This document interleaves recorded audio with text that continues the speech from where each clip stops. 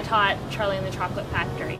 For one activity, we looked at the chocolate industry, and we watched a documentary on fair trade chocolate, and that it also went behind the scenes of child labor practices in the chocolate industry. And these were 6th graders, and they got into some amazing discussions and talked about ways that they could make change. And that was such a magical moment for me that I will never look back and not try to incorporate social justice. When we were reading The True Confessions of Charlotte Doyle, we talked about class systems in Lane County and in the school itself. And you have to start slowly and really make students feel comfortable enough to start sharing more. But once we were able to do that, the discussion was quite amazing. So even if you don't get a choice of what you're reading or what history you're teaching, you can still try and incorporate social justice into everything. The really interesting experience I had around social justice teaching was in a classroom that was about 30% Latino students, and I was teaching about what's called in American history textbooks the war with Mexico.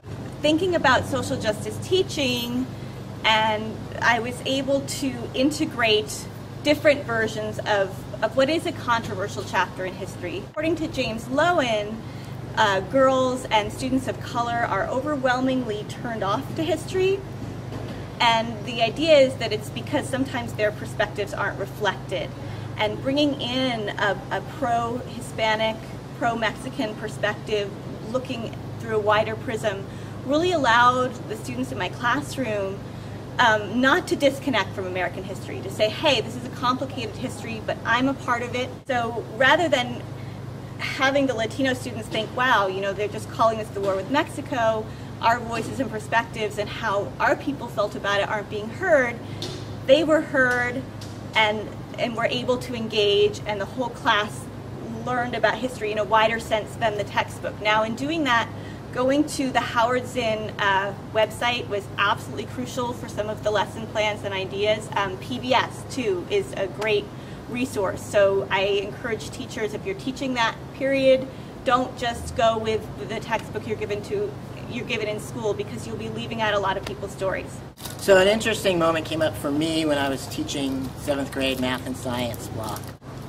Some of the students in my class were also in a leadership class where they talked about all kinds of different issues and topics that went on in the school. They organized a protest, and they put the protest on Facebook, and then the whole 7th grade participated in this protest, and I didn't know anything about it. The protest was about sexism and discrimination based on gender, and it focused on the school's dress code. A few students said, we're going to protest against this dress code because we think it's sexist. The whole class said, oh yay, it's a day when we can all break the rules. I did not notice that my students came to class breaking dress code rules. And in walked not only the principal, but the assistant principal, and warned them that they would be actively scanning the crowds for those who were out of dress code. Nobody cares about math in that moment, so I decided this was a time to drop the curriculum as planned and go with what was happening in the room.